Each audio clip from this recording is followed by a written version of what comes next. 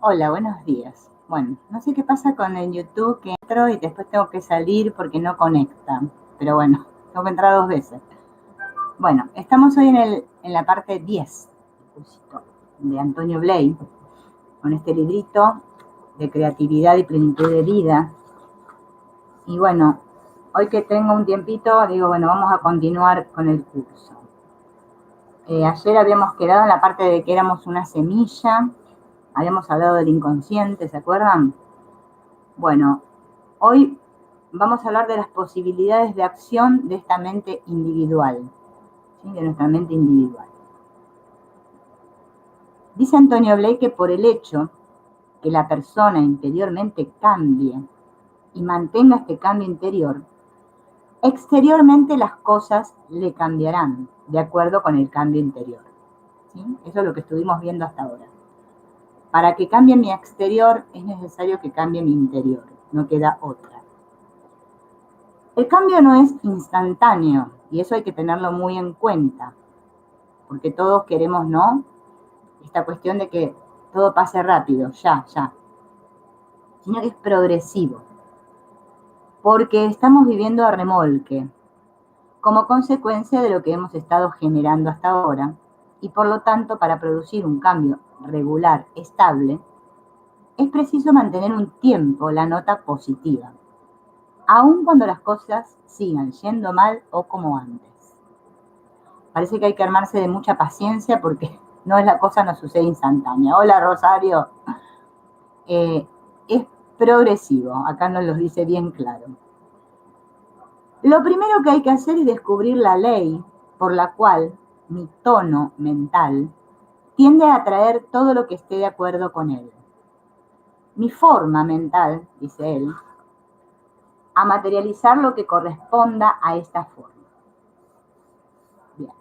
En primer lugar, yo he de creer que esto es así. Bien, que mi tono mental atrae de acuerdo a cómo está. Tengo que creer, dice él, que es así. ¿Y por qué? ¿Por qué tengo que creerlo? Porque interviene este factor creencia que nos hace recordar a la sugestión. Al creer, nos ponemos en contacto con este nivel de conciencia. Yo puedo creer que mi pensamiento tiene la capacidad de cambiarlo todo.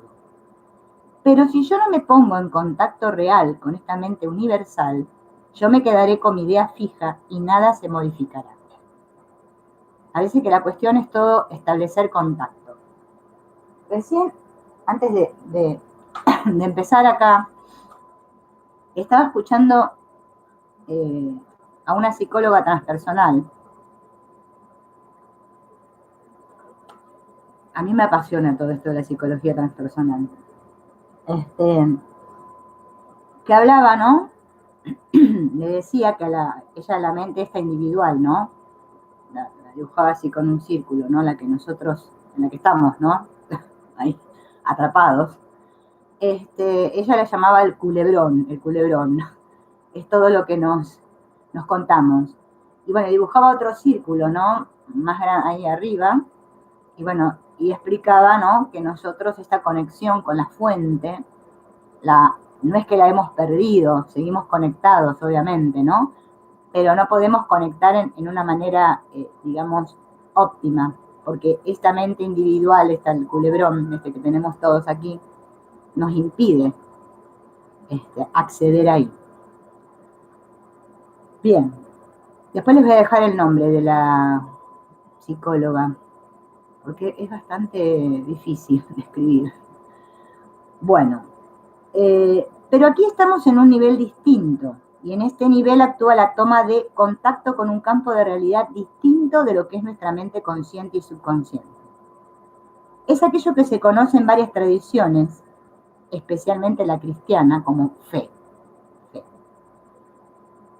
En la Biblia nos dicen, ¿no? Si creéis, todo os será posible. Pedid, ¿no? Que con tu fe todo se te dará. Parece ser que constantemente hay que creer. Esta fe no consiste en una sugestionabilidad, en la que por ingenuidad uno diga sí a todo lo que le ofrezcan. Se trata de un reconocimiento intuitivo de que estamos en un universo inteligente y que mi inteligencia se pone en contacto con esa inteligencia con I mayúscula, ¿no? Y que esa inteligencia está queriendo y pudiendo materializar lo que yo pido. Por tanto, es sobre esta base de comprensión y aceptación que yo he de basar mi fe, sabiendo que estoy pidiendo una cosa que ya existe en el mundo de las causas, no en el material, pero que gracias a esta aceptación se trasladará y se materializará aquí, en el mundo físico. Eso es lo que nos dice la fe, ¿no? Pero a nosotros esto nos parece como un imposible, porque cuántas veces hemos intentado, ¿no?, pedir con fe algo. Y hola Yolanda y Nubia, ¿cómo están? Parece ser que no ocurre, no llega a lo que pedimos, ¿no? Bien, entonces él acá nos habla un poquito de todo esto. Cuando yo deseo algo, ¿no?, lo pido y lo formulo. ¿Se acuerdan que ayer dijimos de la fórmula, de cómo tenía que ser la fórmula? En esta formulación me he de dirigir a ese algo intangible, al que yo puedo llamar Dios o mente universal. Esta actitud de dirigirme hacia algo más grande que yo mismo hace que mi mente funcione en una dirección hacia arriba. Y esta acción permite que funcione en mí una vía de conciencia que me pone en contacto con algo superior. Algo que es muy distinto de lo que funciona cuando trabajo en mi nivel subconsciente o simplemente en mi nivel consciente. ¿Qué requisitos dice Antonio Bley que tienen que existir para que podamos conectar con esta mente universal? Bien, vamos a ir de a uno. El primero es el reconocimiento de esta ley, o sea, de que hay una ley universal, de esta correlación que hay entre mi mente individual y la mente universal. Segundo, que yo dirija mi deseo, mi aspiración, en esa dirección a la mente universal, hacia el todo, hacia arriba. Me estoy dirigiendo a algo superior, a algo sagrado, pero algo superior y sagrado en lo que estoy inmerso, de lo que estoy siendo expresión en cada momento. Algo que está queriendo expresarse y que solamente depende de mí para que se pueda expresar a través de mí. Sería como un reconocer que estamos conectados a la fuente, ¿no? Hablando así en criollo, ¿no? Que cuando formule ese deseo, tenga esa certeza interna de que estamos en conexión con esta mente. Tercero, formular lo que yo deseo de una manera clara, vibrante, con sinceridad. Y afirmar confiadamente que esto se realizará. Porque, gracias a esta afirmación, cuando es sincera, yo doy marcha, diríamos, piso el acelerador. Es como si hiciera el pedido firme. Mientras me muevo solamente en un mundo de deseos, de nostalgias, de aspiraciones, de prototipos mentales que flotan, ¿no? Eso no me hace concretar el deseo, dice él. Yo tengo que afirmarlo y sentir esta certeza de que el deseo va a ser cumplido. Esto se parece un poco como, no sé si ustedes leyeron algo o escucharon de la metafísica de Connie Méndez, ¿no? Parece como que pedimos y estamos seguros de que el decreto, o sea, lo que he decretado, se cumple. Vamos a ver qué dice después. Bien. Es preciso que la persona toda entera se pronuncie respecto al deseo. Y la persona toda entera es la mente, la efectividad y la voluntad.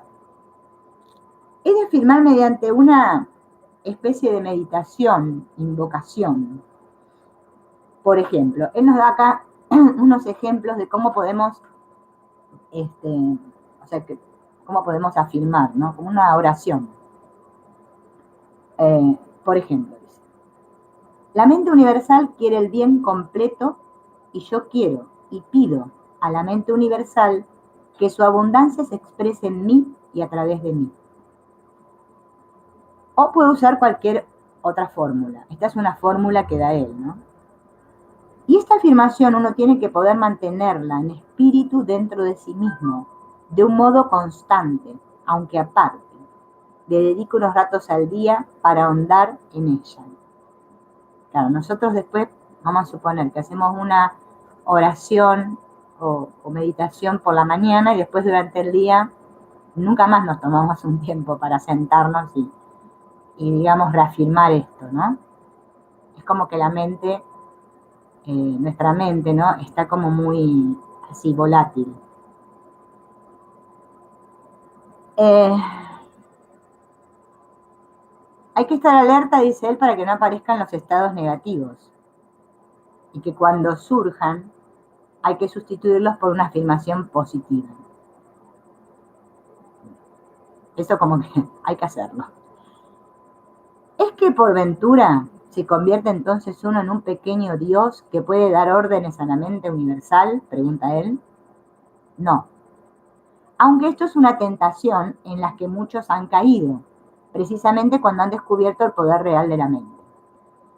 Vieron que es como, yo he pasado por esa etapa, no sé si ustedes han pasado, en que uno, cuando estudia metafísica, especialmente, tanto te dice que vos sos Dios, que tú eres Dios, que tú eres Dios, que tú eres Dios, que te terminas creyendo que vos sos Dios.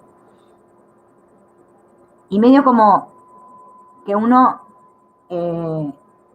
cree, ¿no? Que es uno, ¿no? Como un pequeño Dios. Y como que es uno el que uno me refiero a este, ¿no? El que decreta y por eso se manifiesta. Y él lo que nos está explicando es que no es así. Ya les digo por qué.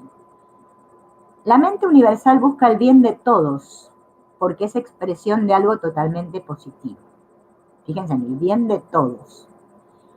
Igualmente ya en los decretos de la metafísica dice que siempre tenemos que tener en cuenta de pedir para todos, para el bien de todos. Yo no me acuerdo bien cómo era el decreto de Connie Méndez, pero ella también apunta a esto, de que cuando pedimos algo, tener mucho cuidado de no ser egoístas y que lo estemos pidiendo para nosotros mismos, sino que siempre sea para el bien de todos.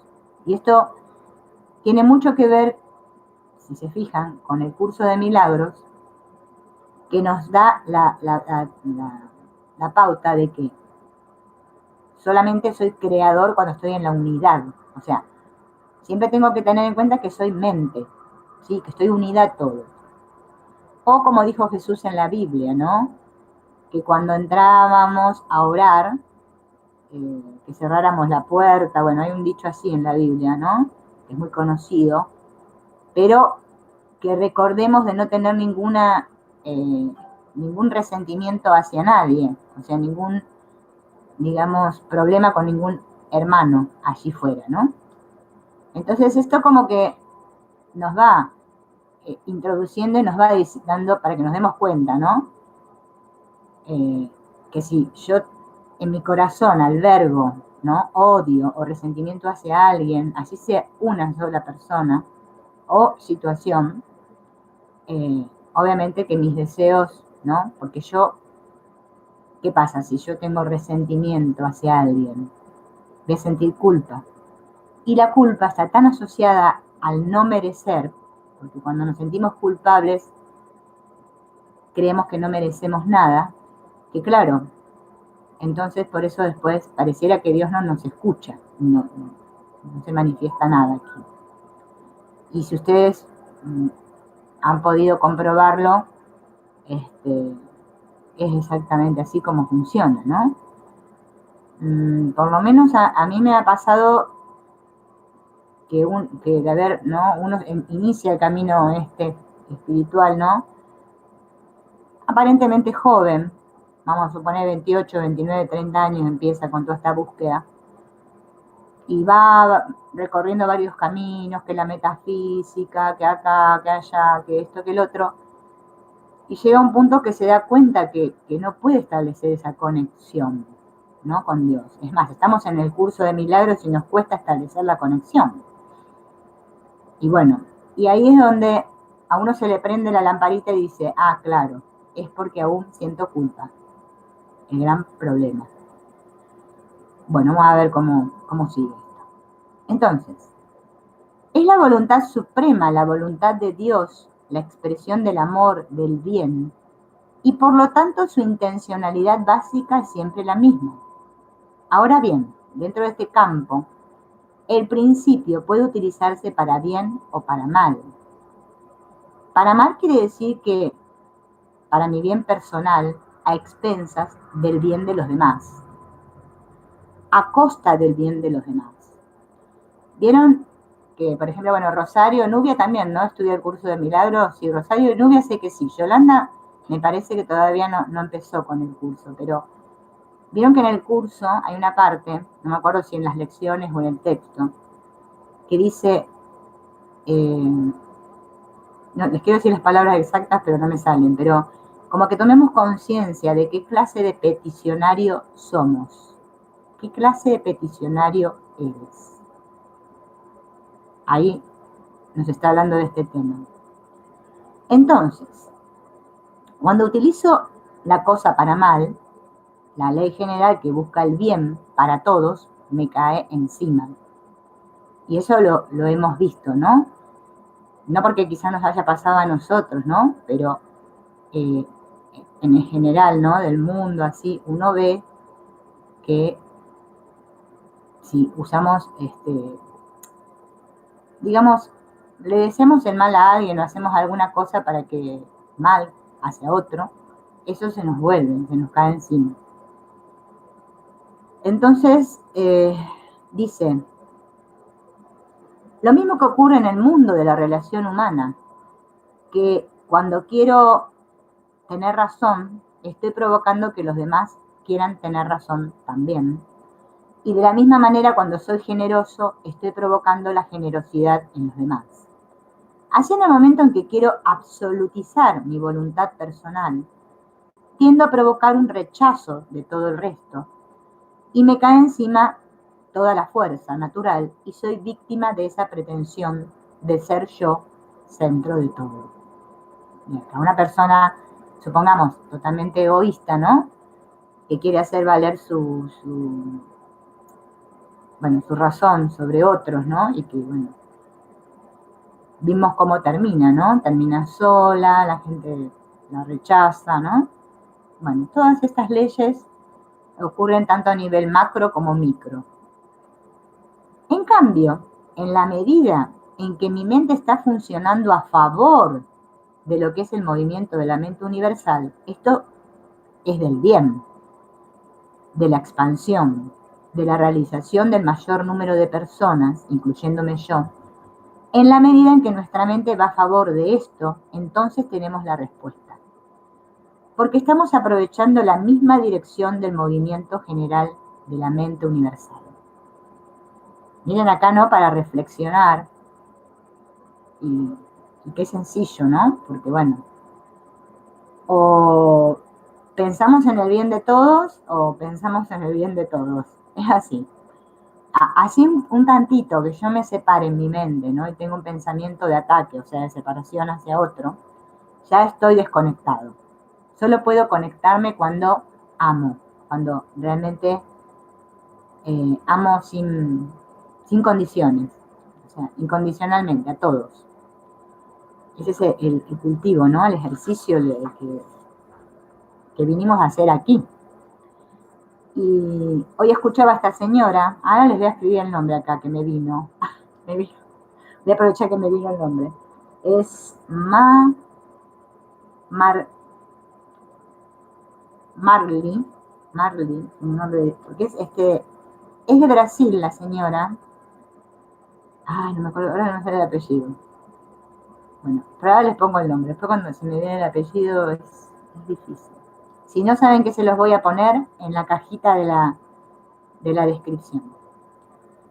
Que hablaba de esta conexión, ¿no? De esto con la fuente. Y ella decía que, por ejemplo, estos seres iluminados, ¿no? Jesús, bueno, Buda, Ramana Maharshi, ¿no? Todos ellos. hablaba que ellos, bueno, ya venían más conectados que no, o sea, como que hay conciencias que llegan aquí más conectadas, ¿no? Entonces como que les es más sencillo, ¿sí? Acceder a esa fuente. Por eso tienen esas revelaciones, bueno, y todo lo que sabemos. Claro, nosotros nos sentimos tan separados, ¿no? Tan aislados de esto, porque como que pareciera que solamente podemos conectar con lo de aquí, con lo acá, lo que tenemos aquí. Y como que lo otro nos cuesta mucho. Por ejemplo, en el trabajo, no sé si ustedes estuvieron practicando un trabajo con la niña interna. Eh, Fíjense en que uno se sienta, cierra los ojos, eh, trata de evocar una imagen de la infancia y cómo cuesta, ¿no? Que esa imagen retenerla en la mente, eh, cómo cuesta hablarnos con ternura, con comprensión a esa niña que somos nosotros mismos. ¿Cómo cuesta acceder ahí? ¿Cómo cuesta cuando me repito las palabras que soy un foco de energía, tú eres un foco de amor, felicidad? Es como, ¿no? Que de a poquito, es muy lento, muy gradual en nosotros. Pero se puede lograr, con mucho trabajo y perseverancia se logra. Si otros lo lograron, nosotros también, ¿no? Hay que tener fe. Bueno, acá vamos a hablar de la oración. Ahora viene lo lindo. A ver, porque Antonio le dice que la oración tiene un poder transformante en nosotros. Bien, él explica que la noción de lo trascendente, esto de trascender, ¿no? Lo de Dios, lo de la mente universal, se ha intelectualizado, convirtiéndose en la idea de un todo, en una idea de una inteligencia y de una fuerza. Y claro, dice él, no se puede hablar con una idea. No podemos hablar con una idea. Pero Dios, el ser supremo, trascendente, universal, absoluto, podemos darle el nombre que querramos, no es algo solamente, algo, sino que dice él que es alguien. Alguien con quien yo, que también soy alguien, no algo, puedo y debo entrar en relación. Miren la palabra esta, ¿no? Relación. Me tengo que aprender a relacionar. Dios no es el Señor con barba, ¿no? Que nos decían cuando éramos chicos. Decir que Dios es alguien no significa que afirmemos que Dios es una persona física, humana. Hasta ahí vamos claro. Ustedes cualquier cosa, chicas, me ponen ahí, ¿eh? Si yo no estoy siendo clara, porque capaz que alguna cosa no se entiende y volvemos otra vez para atrás. Bien, entonces, decir que Dios es alguien, dice él, no quiere decir que Dios es una persona. Ahí ya tenemos que tener en cuenta, porque si no, ya pensamos que como decimos que es alguien, es una persona. Alguien quiere decir un ser dotado de inteligencia, de voluntad y de sentimiento propio. O sea, es una unidad de voluntad y acción. Y en este sentido, no solo es alguien, sino que además es el único, porque toda voluntad, todo amor y toda acción proceden de esa voluntad, inteligencia y amor. Vamos a ver qué dice ahora.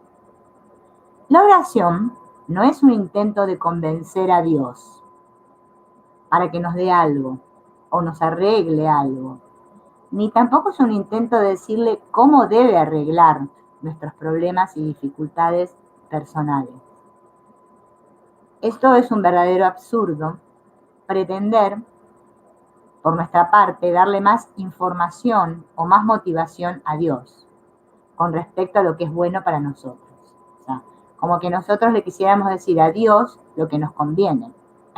No podemos.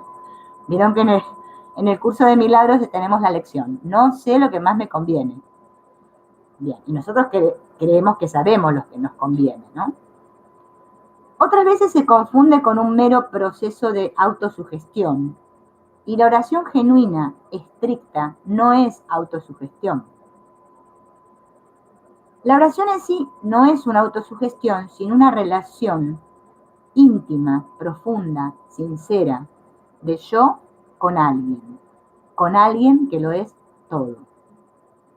Muchas veces se dice que la oración es buena simplemente porque, gracias a contarle a Dios mis penas, mis preocupaciones, esto me descarga, me alivia, me deja tranquilo. Pero esto tampoco es oración. O sea, ya ahí vimos lo que no es oración. Ni pedirle a Dios, decirle lo que tiene que hacer, ni tampoco oración es contarle a Dios todos mis problemas. Creo que son las típicas que tendemos a hacer, ¿no? Es lo normal. Ahora vamos a ver lo que sí es la oración. La oración es la apertura de mí mismo a alguien que es mayor que yo mismo. Es una expansión del núcleo más fundamental en mí, en tanto que individuo que sujeto. Así pues, no es un medio, una técnica, sino una comunicación profunda, esencial con la misma fuente de mi propio ser. Si doy tanta importancia a la comunicación en el sentido humano y me lamento de que las personas se expresan pero no se comunican, debo pensar si no estoy haciendo tal vez exactamente lo mismo en mi relación con Dios. Fíjense, ¿no? Porque esto es algo que uno va descubriendo, ¿no? A medida que va trabajando en todo esto. Que justamente, ¿no?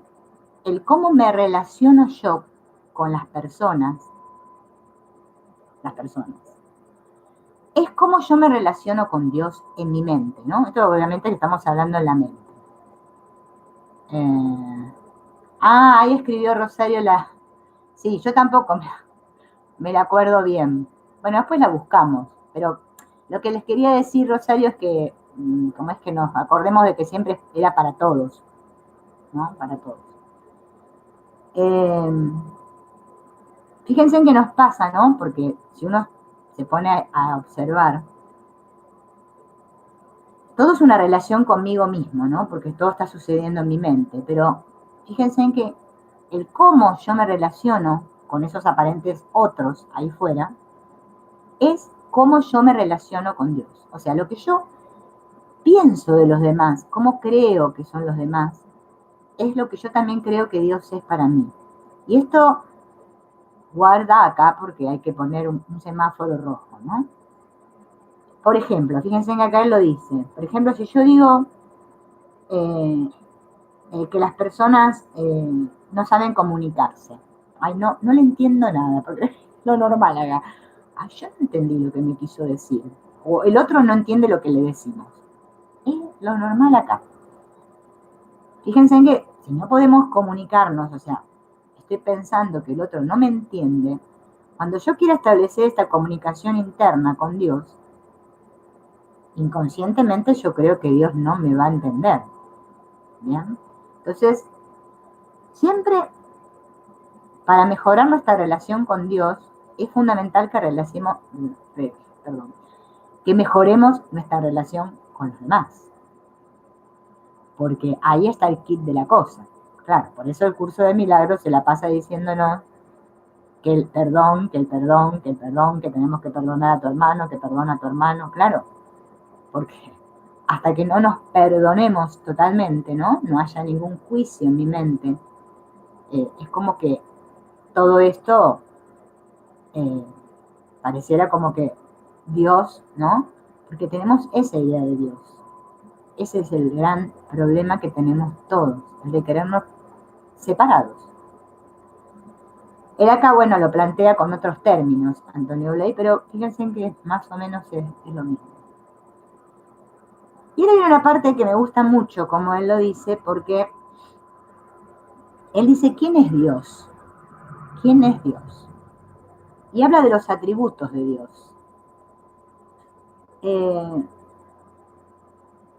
sabemos que Toda idea que nos hagamos de Dios es una idea muy pequeña, inadecuada y por lo tanto no nos sirve, ¿no?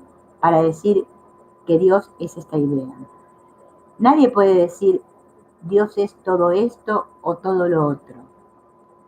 Pero, a pesar de esta imposibilidad de conocimiento de quién o cómo es Dios, si sabemos algunas de las cosas que forman parte de Dios, podemos saber algunas cositas que forman parte de Dios, algunos aspectos o atributos. ¿Y cuáles son? Bueno, miren lo que dice acá, ¿no? Porque yo cuando leí esto dije, vaya. Bueno, pues todos aquellos que vemos en nuestra propia individualidad. Miren, si yo tengo inteligencia, deduzco o induzco que esta inteligencia la tiene el ser superior, en un grado óptimo, máximo.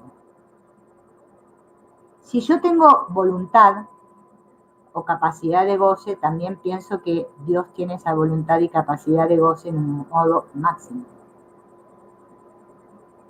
Y no porque convierta a Dios en un hombre más, sino porque en la medida en que yo tengo esto, la fuente de la que yo soy expresión, ha de tener también esto.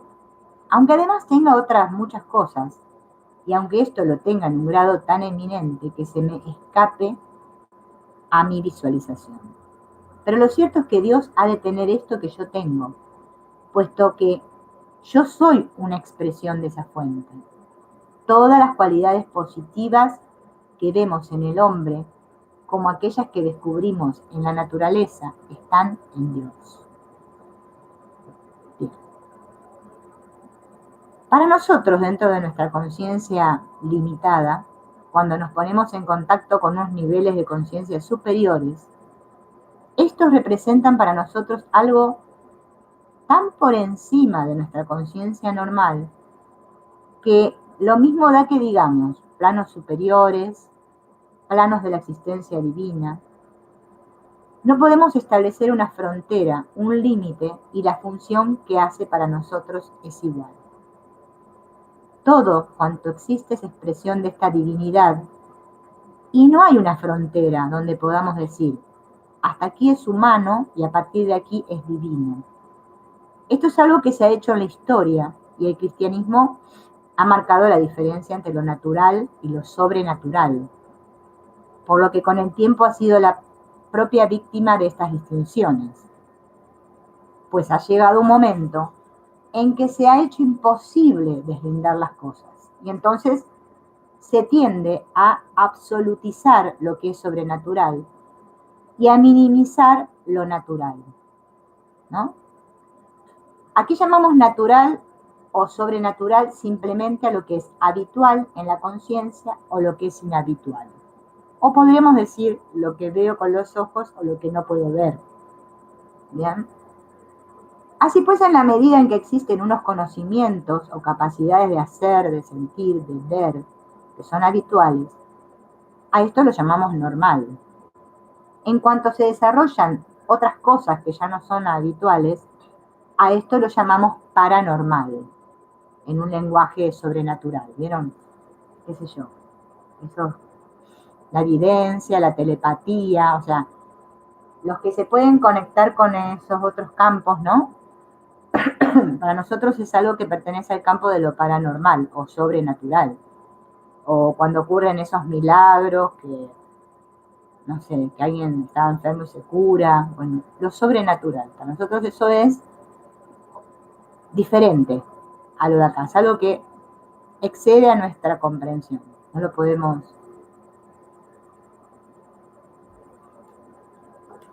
Porque ya nos viene del inconsciente colectivo, ¿no?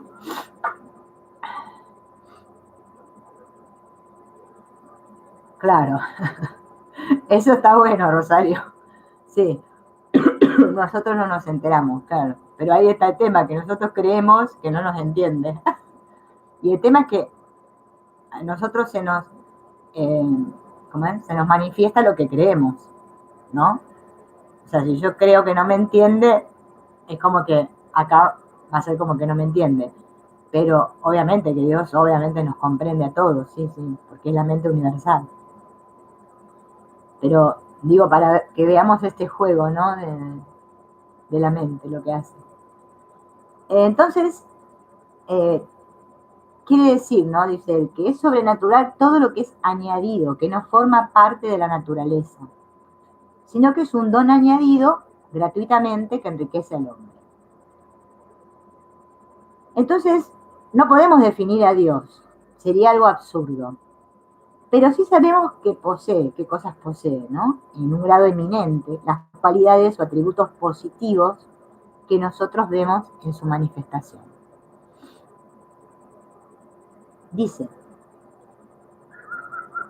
lo cual quiere decir que a Dios lo podemos ver, no solo como un ser absoluto, tan absoluto que se desdibuja, ya de toda forma o todo sentido, sino también a través de formas infinitas o particulares. Bien. Y él acá empieza a hacer una descripción, ¿no? Y esto es bastante fundamental, porque Ken Wapnick habla de esto de que si nosotros no sanamos nuestra relación con nuestros padres biológicos, ¿no? Aquí en la Tierra, nos va a costar mucho sanar nuestra relación con Dios. Bien. Y fíjense que acá él habla de como prototipos, ¿no? De las figuras o personajes humanos, como si Dios fuera un padre. Recuerden que Jesús le llamaba padre, ¿no? A Dios. Abba. Le daba ese nombre. Entonces, es como un padre, porque como que cumple la función del padre, en el sentido humano de protegernos, tutelar, ¿no? Como pasa con el padre, que es como la figura que protege, que cuida, ¿no? El grupo familiar. Esta noción de padre y toda forma natural que adopte procede de algo que existe en Dios. Por lo tanto, podemos decir que Dios, dentro de su insondable riqueza, es el Padre, es el prototipo del Padre. El Padre perfecto, el Padre absoluto, el que posee todas las características positivas de un Padre, sin limitaciones. Bien, en cuanto a esto de amar, proteger, tutelar, estimular. Pero también dice Antonio Bley, hola Isabel, bienvenida, que Dios es madre. Aparte de ser padre, es madre. Esto con mayúscula, ¿no? Es el prototipo de todas las madres, porque es la madre absoluta. Suena extraño referirse a Dios como madre, pero eso es porque en nuestra tradición se ha hablado siempre más de Dios como padre. Pero en otras tradiciones, dice, por ejemplo en la India, la divinidad se concibe como madre, la madre divina, que es la Shakti. Sería la madre como expresión en lo concreto del poder de Dios. Todas las cualidades básicas positivas que observamos en la madre, en cualquier madre, son expresión de una cualidad o atributo esencial de Dios. El sentido de dar forma, de alimentar, de nutrir, de velar por el desarrollo de la forma, por el bienestar interior. Todo este sentido básico de la madre procede de Dios. Es otra expresión de Dios. Dios es la madre perfecta, con toda la gama de cualidades que soñaríamos en la madre más ideal. Y todo esto es correcto. No estamos utilizando los términos un poco alegremente. Todas las cualidades que podamos descubrir proceden, son expresiones de Dios. Es como si Dios fuera un campo infinito de cualidades, que al expresarse lo hicieran de un modo especializado. Determinadas cualidades se llaman padre, otras madre, y otras reciben distintos nombres. Así pues, la divinidad es poder y su forma, su poder de expresión, es la contraparte femenina, es decir, aquello que permite expresar, así como también dar forma. No sé, es como que, fíjense en que como simbolismo, ¿no? La madre es la que alimenta al bebé, ¿no? La que lo nutre, la que lo gesta, ¿no? Todo, la tierra, la madre, ¿no? Todos estos símbolos que tenemos en nuestro inconsciente, ¿no? Relacionados con Dios. Podemos decir con la mente universal. También, por ejemplo, tenemos la imagen de la Virgen María, ¿no? Que es como la que da la gracia, ¿no? Como la que en nuestra simbología fue la que dio a luz a Jesús, que era el Hijo de Dios, el símbolo del Hijo de Dios en la tierra. O sea, todo esto es como para que no nos quedemos, ¿no es cierto?, con ese concepto de Dios, mente universal, sino que veamos cómo aquí, ¿no?, lo trasladamos a distintos símbolos. Pero también Dios es un amigo. Podemos pensar en Dios como un amigo. En el curso de milagros hay una parte también que creo que es una sección que se llama El amigo que Dios te dio, y está la palabra amigo con mayúscula. ¿Sí? No sé si Isabel estudias el curso, pero bueno, yo hablo más o menos, sé que Rosario y Nubia están en el curso y más o menos me siguen lo que les digo. El maestro interno, ¿no? El amigo. Es una relación, ¿no? Que aquí en la tierra tener un amigo, ¿no? Ah, empezaste, Isabel, bien, bien, bien. Entonces, si llegaste a esa sección, no sé si te acordás que hay una parte que dice el amigo que Dios te dio. El amigo en la tierra, ¿no? Una persona a la que consideramos amigo es alguien que me comprende, ¿no? Es alguien que siempre está, que me acompaña. Bueno, esta es la idea del amigo de Dios, que tenemos de Dios. También simbolizado en el curso por el Espíritu Santo, digamos, ¿no? Que es como nuestro amigo, nuestro intermediario entre el Padre y nosotros. Entonces, Dios es Padre, Dios es Madre, Dios es amigo. También Dios es hijo, dice, Dios es esposa, el amante. Todas las figuras positivas. Ahora bien, en cada momento de mi vida yo tengo una demanda particular especial de Dios, que es la expresión hacia el absoluto de mi modo personal, individual, de ser aquí y ahora. Él dice que nosotros tenemos que poder situarnos en un modo muy concreto ante esta realidad Dios, y no como un objeto de conocimiento teórico, sino como mi modo personal de situarme en relación con este ser total. ¿Cuál es mi actitud correcta? ¿Cuál es ese Dios que en el fondo yo estoy necesitando? Porque puede ocurrir que yo esté en una fase en donde busco al Padre, debido a problemas psicológicos que no he superado. ¿Bien? Puede ocurrir que en mí haya esa demanda del Padre perfecto y esté buscando esa figura protectora, fuerte, sabia, que me comprende, que me ayuda, que me tutela. Y si en mi interior hay ese problema, si esa situación todavía está vigente, que tengo una carencia en cuanto a mi padre, ¿no? A mi padre terrenal, yo he de relacionarme con Dios en tanto que un padre. ¿Sí? Él dice que es como que esa figura, ¿no? Lo que representa a Dios, que es el Padre, le llamemos Padre porque es como que sentimos que nos unimos así. Bueno, yo por ahora les voy a contar algo. Yo, por ejemplo, mi papá falleció cuando yo tenía 23 años nada más. Y la verdad que para mí mi papá era una figura muy importante en mi vida. Y bueno, cuando él muere es como que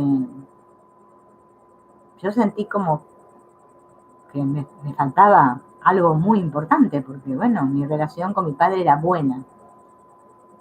Y a mí me pasó mucho tiempo, y quizás a veces también me pasa que yo a veces digo padre y se me aparece automáticamente la imagen de mi padre.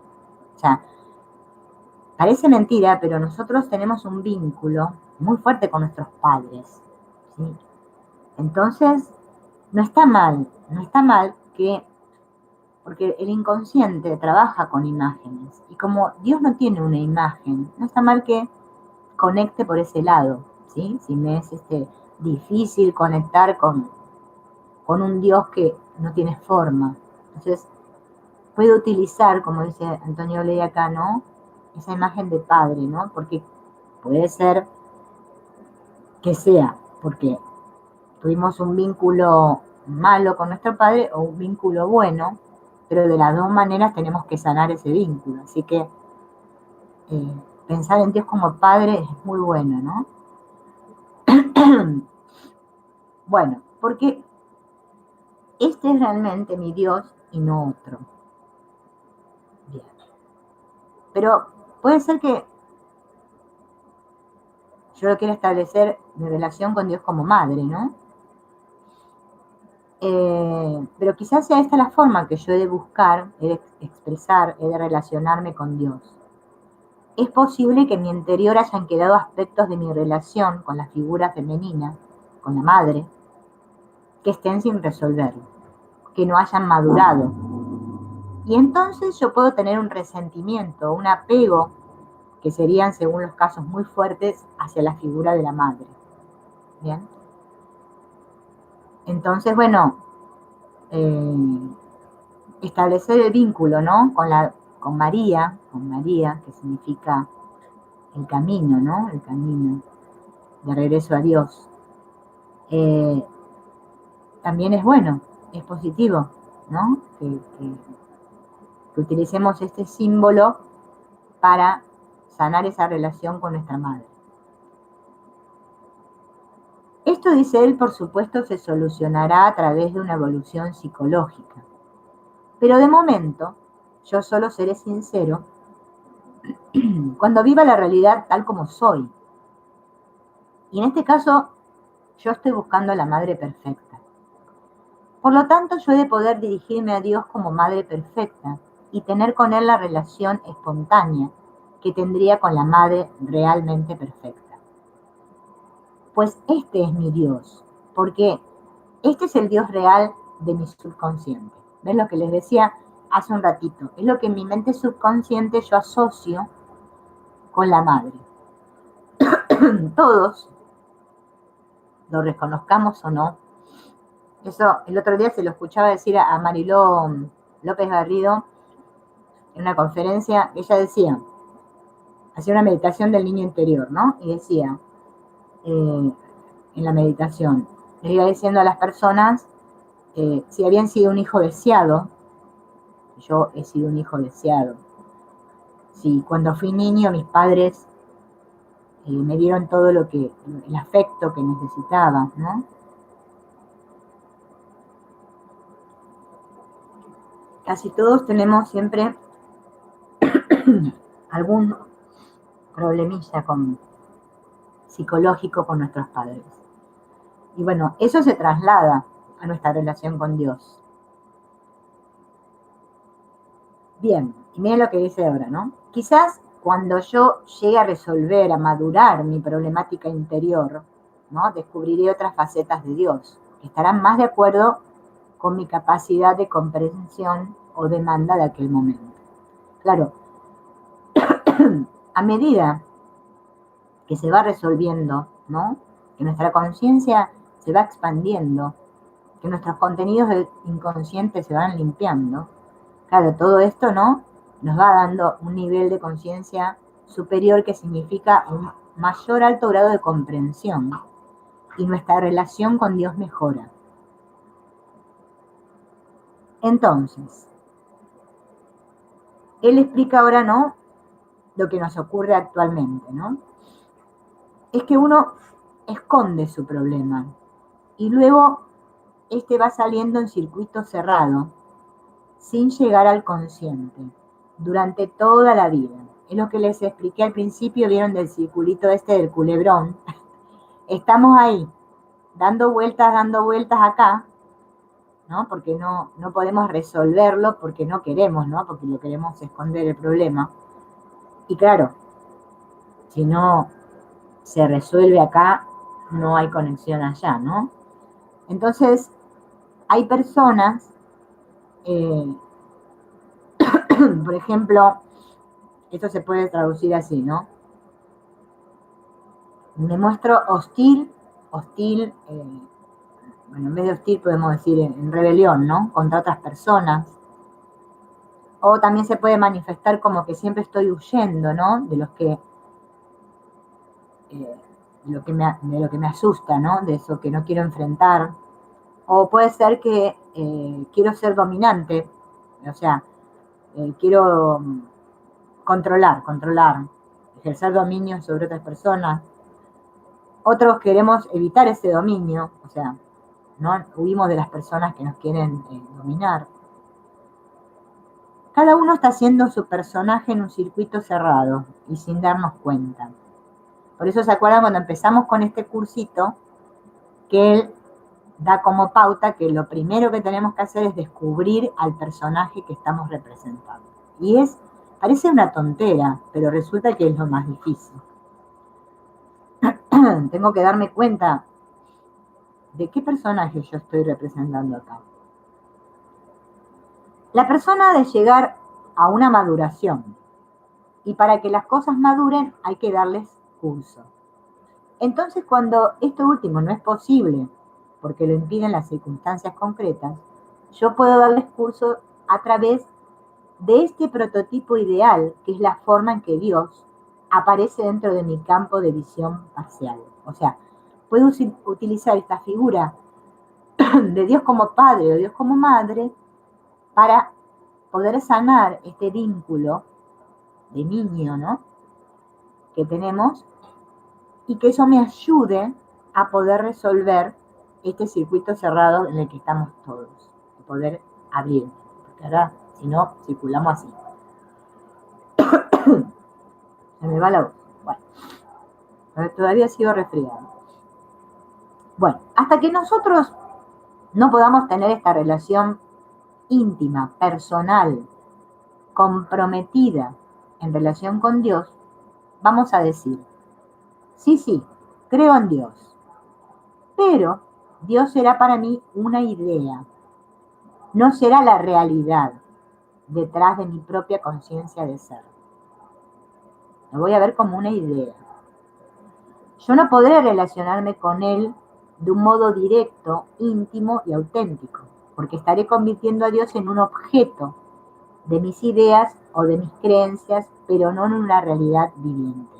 Fíjense en que esto es lo mismo que nos habla el curso de milagros, la realidad, ¿sí? Lo que realmente soy. Yo ahora estoy viviendo una idea de mí, por eso vivo una idea de Dios, o sea, yo soy Dios es esto. Entonces, orar, dice él, es relacionarme de persona a persona, de corazón a corazón. Tenemos que, vamos a decirlo en criollo, aprender a sentirnos y darnos cuenta que es una cuestión, ¿no?, de sentir a Dios. Por eso yo digo, ¿no?, qué maravilloso las lecciones del curso de milagros, porque todas nos llevan a esto, ¿no? Por ejemplo, siento el amor de Dios dentro de mí ahora, ¿no? Todas las lecciones, que son bellísimas, todas, nos llevan a que la mente establezca este contacto, ¿no?, con Dios. Y así tenemos todas, ¿no?, las 365. Especialmente las últimas, ¿no?, después de las 200, que ya son más de intimidad con Dios, más de establecer ese silencio, ¿no? ¿Por qué he de orar? ¿Por qué tenemos que orar? Antonio le dice que tenemos que orar porque lo necesitamos. Lo necesito en el sentido de que en mí hay una demanda de esa comunicación plena, total y perfecta. Y solo Dios cumple totalmente esta función de ser alguien con quien pueda entenderme del todo, y también alguien que puede comunicarse conmigo. existen cosas en mí que nunca podré comunicar con otros, no porque sean íntimas, sino porque son incomunicables. Ciertos impulsos, aspiraciones, matices interiores, no los puedo expresar a través de los sentidos, ¿no? Pero sí puedo comunicárselos a Dios, ¿no? De alguna manera. Pero además la oración es un medio poderoso para nuestra transformación, porque permite cambios en nuestra personalidad interna, en nuestra personalidad externa y en el mundo que nos rodea, las personas y las circunstancias. Todo el poder de la mente universal es el poder de Dios como mente universal. Pero además existe una vinculación directa de corazón a corazón que la mente universal no puede cubrir porque es una relación distinta. Y precisamente por esto es importante la oración. Porque la oración es un modo donde yo me comunico desde lo que es el centro de mi propio ser, mi sentimiento profundo de mí mismo, con lo que constituye el centro de todo lo que existe. La oración tiene un poder milagroso fantástico. Y al decir milagroso, lo estoy diciendo en un sentido figurado. A mi entender no existe algo que sea milagroso, sino que existe la aplicación de unas leyes superiores sobre unos niveles de realidad inferiores. Y esta aplicación aparece como extraordinaria e inexplicable en relación con las leyes conocidas. Pero en realidad está obedeciendo las leyes que existen detrás de todo. María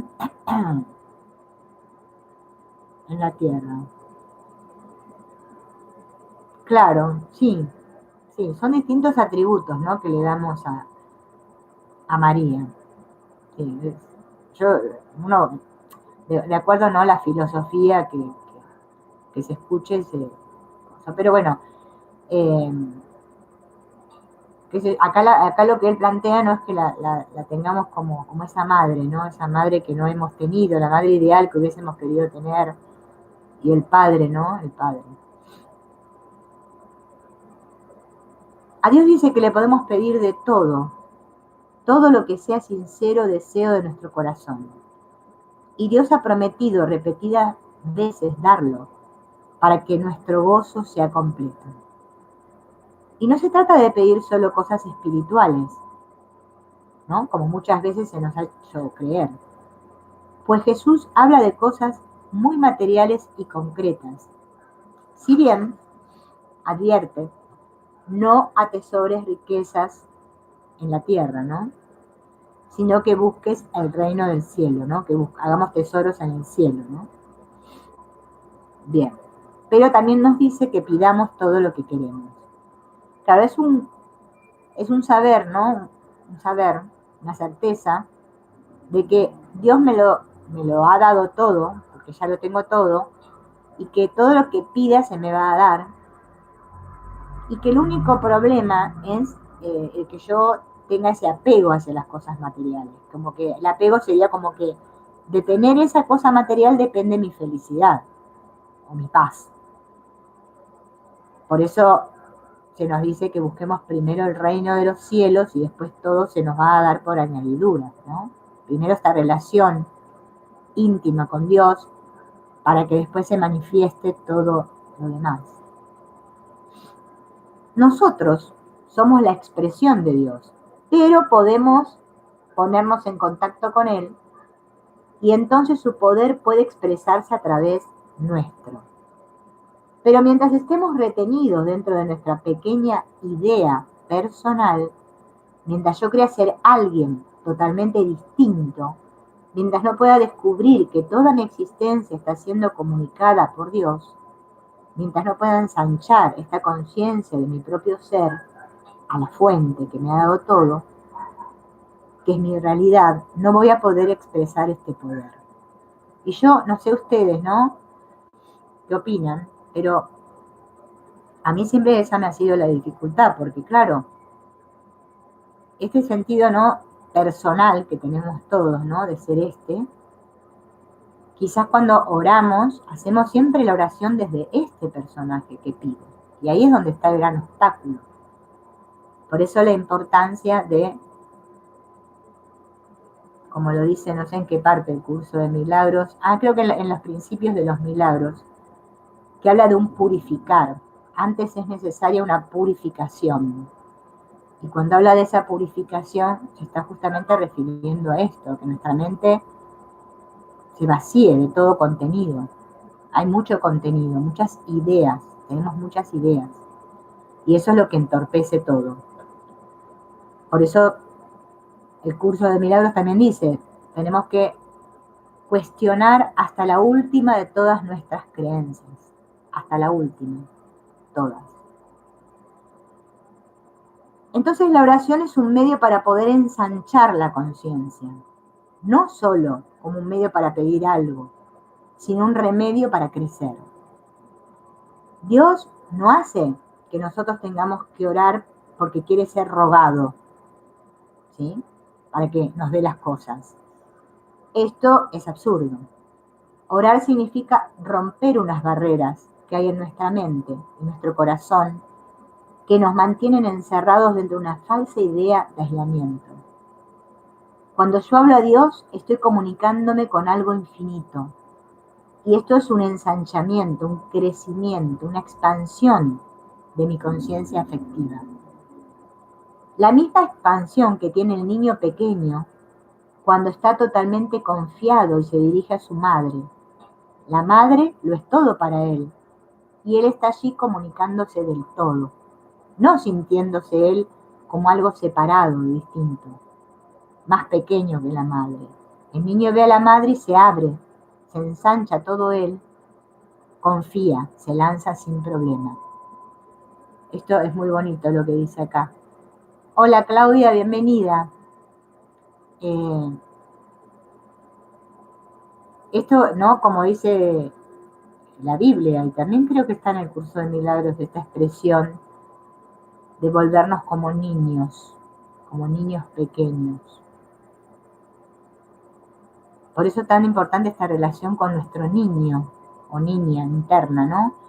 Porque todo eso está vinculado a lo afectivo, a ese sentir, ¿no? Nosotros ahora estamos pura emoción, todo emoción. Estamos aislados del sentir verdadero, ese interno, el que me conecta con esa parte de mi mente. Y bueno, desde ahí es donde hay que trabajar y establecer el vínculo, ¿no? Esos ratitos, como decíamos ayer, de silencio, de pensar en Dios, ¿sí? De hablar con Dios como si fuera un amigo, como si fuera alguien que es superior a mí, ¿no?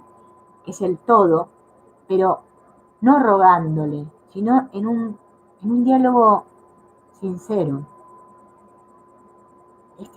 Volver a comunicarnos con el Padre. Él acá lo hace muy, muy lindo como es comparación con la madre, ¿no? El niño, cuando somos bebés, cuando somos recién nacidos, estamos muy unidos a nuestra madre, confiamos plenamente. Ese confiar plenamente, de que estoy totalmente a salvo, que estoy totalmente cuidado, que nada me puede pasar. Esa vibración, ¿no? De interior es muy sanadora. Es altamente sanadora. ¿Cómo o cuál, dice él, es el secreto de la oración contestada? Primero dice que cuando yo hago oración, que realmente hago oración a Dios. Que no me la haga a mí mismo. Que no haga una oración al aire. ¿Sí? Muchas veces lo que llamamos oración es un monólogo o una exclamación en voz alta. Y esto no es oración. Entonces cuando me dirija a Dios, a ese ser que no sé quién es, pero a Él, a este ser que intuyo, que es el todo, el absoluto, conviene que me sitúe ante esta situación de absoluto. Esta es la primera parte esencial de la oración, que yo me sitúe ante la presencia de Dios, pero que esta presencia no sea una idea, sino que todo yo me abra a esa intuición y a esa aspiración que hay en mí de ese ser absoluto. De este modo, al ser Dios, en ese momento lo real, lo importante, ¿no? Esto significa que yo me he de olvidar de mi problema y la petición relacionada con él. Porque mientras yo no descubra que Dios es Dios, mi verdadero Dios está siendo el problema y no Dios. ¿Bien?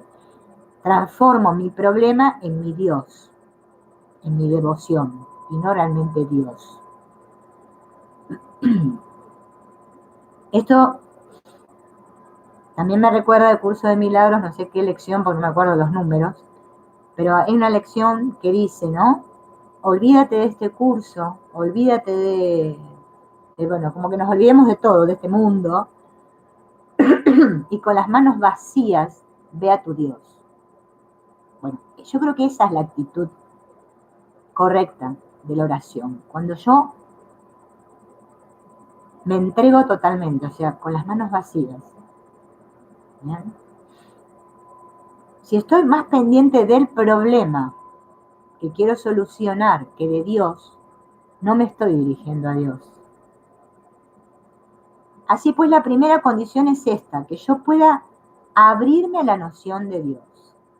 ¿Y qué quiere decir abrirse? Quiere decir pensar, reflexionar, manejar mis herramientas habituales, pero también movilizar mi mente y mi sentimiento en esa dirección de la intuición. Y entonces quedarme en silencio ante esta presencia de Dios. Yo no sé a ustedes, ¿no? Pero yo les voy a contar mi experiencia cuando hice las lecciones del curso, ¿no? Y hasta que llegué a la 200, por ahí, 200, venía bárbara. Cuando tuve que entrar en esa parte que es la que te tenés que quedar en silencio, ahí me di cuenta de cómo me costaba esto del silencio, porque claro, la lección ahí ya era más cortita y yo me tenía que quedar quietita y en silencio. Claro, miren qué entrenamiento, ¿no? Qué entrenamiento mental tenemos que hacer. Si yo hago esto sinceramente, sentiré que algo pasa, sentiré que se hace un silencio en mí, que hay una fuerza que aparece o que lo hace una nueva luz, una vibración, algo que es como una conmutación del estado, algo como que contacté con algo. No es necesario que sea muy intenso, ni dramático, ni espectacular. Suele ser muy sutil, pero es claro, es distinguible. No sé si a ustedes les ha pasado meditando, ¿no? Que cuando estamos en silencio, meditando, no por mucho tiempo, por 10 minutos, 15, es como que hay como una luz en nuestra mente, siempre como que hay algo que vemos, un movimiento. No sé si les pasa. Ay, pónganme ahí si les pasa, porque yo parece que hablo solo. Ustedes pónganme. Por lo menos lo he experimentado. No algo fantástico, que tiran cohetes. No, es como es un movimiento. Es como un algo que uno intuye, que percibe que hay como una luz. ¿Sí? Bueno, eso me indica que estoy contactando con Dios. ¿Sí? No tiene que ser algo que Dios me va a hablar como le habló a Moisés en la montaña, ni cosas extrañas. No, es un sentir. Es un sentir y un movimiento, una energía, como una luz. Bien, nadie me contesta, bueno, yo sigo hablando. Bien, entonces,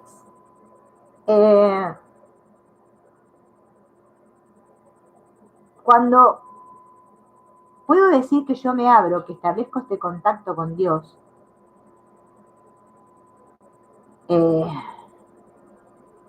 este contacto, ¿no? Se establece en mi conciencia.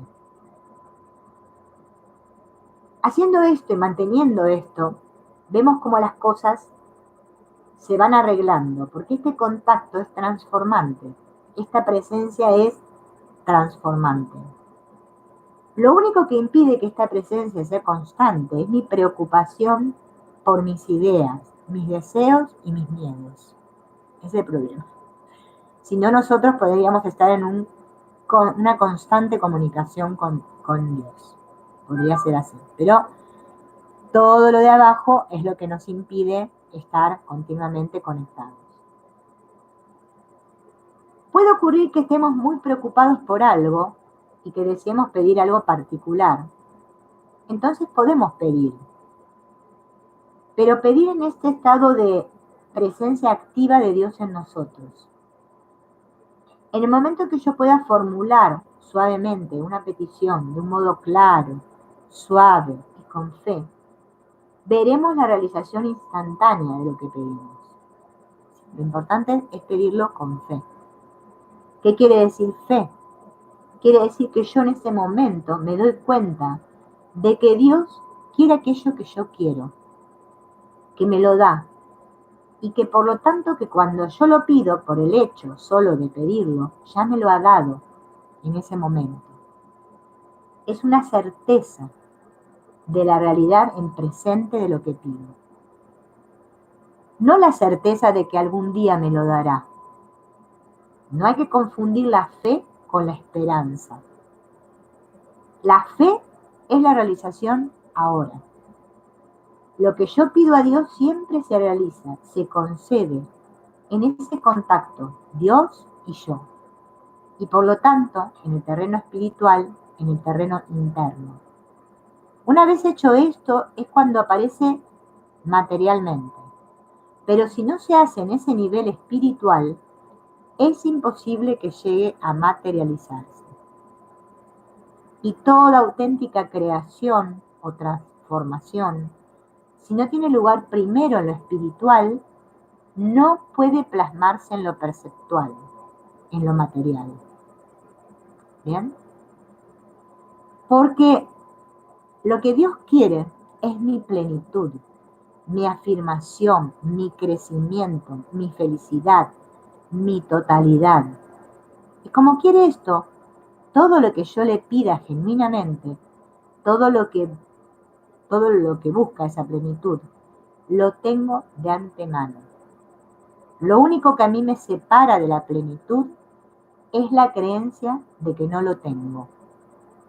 En el momento en que yo me abro a esa plenitud y acepto que Dios me lo está dando, pero no es que me lo dé ahora y antes no me lo daba, es que me lo está dando desde siempre. Solo que ahora yo lo reconozco y acepto y me atrevo a afirmar. Si eso está aquí ahora, lo tengo, es mío. Gracias. Cuando yo pueda afirmar eso profundamente, con todo mi yo en juego, es cuando se produce la materialización, la precipitación de lo que estoy pidiendo. Los únicos límites son que yo pida aquello que genuinamente estoy deseando, que yo no pida algo porque mi mente personal ha fabricado una idea, porque la ha tomado del exterior. Bien, o sea, quiero, no sé, algo que me gusta ahí fuera, no, es un deseo profundo. Es decir, que sea una demanda de mi corazón, no una demanda artificial. Dios lo que hace es expresar su voluntad. ¿Y cuál es su voluntad? Su voluntad es la realización plena en todos los niveles. Así pues, es lo mismo que yo estoy queriendo. Tenemos generalmente la idea de que la voluntad de Dios puede ser algo desagradable para nosotros. Y solemos decir, hágase su voluntad, así en la tierra como en el cielo. Pero pensamos, date prisa porque a lo mejor pasa inadvertido y nos lo ahorramos. No queremos que se haga la voluntad de Dios realmente. No, la voluntad de Dios es la plena realización de mi yo, de mi inteligencia, de mi afectividad, en mis circunstancias, en relación con todos los que me rodean, en mi capacidad creadora. Esta es la voluntad que se está manifestando en todo si yo permito que se exprese. En la medida en que yo pido esto, lo que me sirve, lo que es, lo que está en la línea de mi afirmación o expansión y en la línea y afirmación de los demás, en que mi afirmación no se contrapone a otro bien de otra persona, que mi bien no va a ser a costa del bien de otro, sino que mi bien es mi bien y no solo lo es para mí, sino que al mismo tiempo implica un bien para todos, en un grado u otro, o si no lo implica, tampoco lo perjudica, entonces el contenido de la oración será correcto. Porque lo que yo pido en la oración es lo mismo que Dios está queriendo expresar en mí. Es decir, enunciado de otro modo, Dios se expresa en mí y yo lo vivo en forma de deseo. Entonces, en el momento en que yo sigo este deseo, que es la expresión de Dios en mí, entonces hago la oración y produzco la aceptación en mí de esto y se materializa y actualiza la voluntad de Dios. Dios me lo concede porque de hecho es Él quien lo está pidiendo a través de mí. La respuesta y la demanda son exactamente la misma cosa, dividida en dos fases distintas. Y estaba leyendo esto y se me venía algo. Hay un video, ¿no? No sé si ustedes conocen a David Hofmeister. Les voy a escribir acá el nombre. Búsquenlo en internet. David Hofmeister. Él es, bueno, maestro de un curso de milagros, podríamos decir, no sé cómo llamarlo. Él tiene un gráfico, ¿no? De círculos, un video que lo explica así con un gráfico, en el que en el centro de todos los círculos así concéntricos que hay, en el centro, está escrita la palabra deseo. Yo se los voy a resumir, después ustedes búsquenlo para escucharlo bien. Un deseo fue mi voluntad de separarme de Dios. Yo quise ser algo distinto de Dios. ¿Bien? Por eso ocurre la separación. Por un deseo. A partir de ese deseo surge la percepción, surge todo lo que sabemos que surge. Todo. Él lo va explicando con diferentes palabras. Pero bueno, las palabras no importan, las de alrededor. Solamente mi deseo profundo de volver al centro es lo que me va a hacer regresar a la mente de Dios. Miren qué sencillo, ¿no? Un deseo fue el que me expulsó para afuera. Ahora yo quiero ir para adentro, por el mismo poder del deseo. Pero ese deseo tiene que ser mi único deseo, de amar a Dios sobre todas las cosas, como enseñó Jesús. Amarás a Dios sobre todas las cosas. Amarás a tu prójimo como a ti mismo. Dos mandamientos esenciales que tienen que ver con todo esto que dijimos. Fíjense en cómo, ¿no? Está todo relacionado. Yo les recomiendo que miren ese video porque David lo explica muy bien y muy gráfico, ¿no? Y va explicando cómo la mente se va fragmentando, ¿no? A partir de ese deseo de separación, como de explosión de Big Bang. ¡Pum! Ahora hay que volver al centro, hay que volver a la unidad. Este trabajo lo tengo que hacer en mí. Tengo que reconstruir mi relación que creo haber perdido con Dios. Bien, eso sería, ¿no?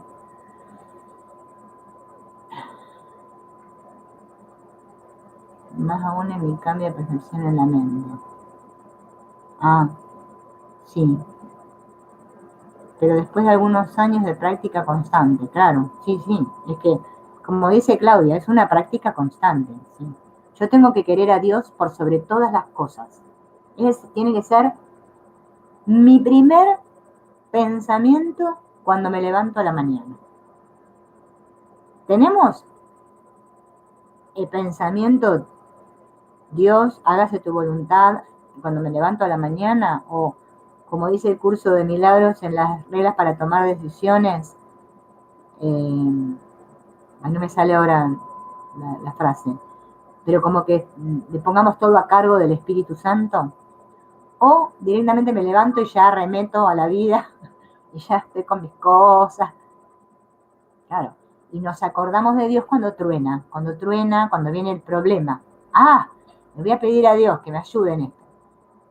Pero durante todo el otro transcurso, mi conciencia no está en Dios. Mi conciencia está anclada acá, en las cosas que me gustan, que quiero, que necesito. Todo esto. Hacemos al revés. Entonces, primero hay que volver a la fuente. Tener un deseo muy profundo de conectar con Dios. Entonces, todo se nos da. Aparecen los libros, los maestros, todo. Todo, todo, todo. Porque nadie está desamparado aquí. Pero claro, si yo no quiero, entonces no sucede nada. Es así, esa es la palabra mágica, quiero. ¿Vieron cuando nos casamos? Sí quiero. Bueno, ¿quiero o no quiero? Siempre terminamos con lo mismo. Bueno, amigos, espero que de la oración haya sido, bueno, que lo hayamos podido integrar, ¿no? Sentir un poco, porque nos cuesta bastante esto, porque estamos acostumbrados a orar de otra manera. Una oración más de petición, más que esta oración de conexión. Y tenemos que aprender una nueva manera de orar. Bueno, en el próximo es todo sobre el silencio, el poder transformador del silencio. ¿Para qué sirve la práctica del silencio? Bueno, nos vemos en el próximo. Chao.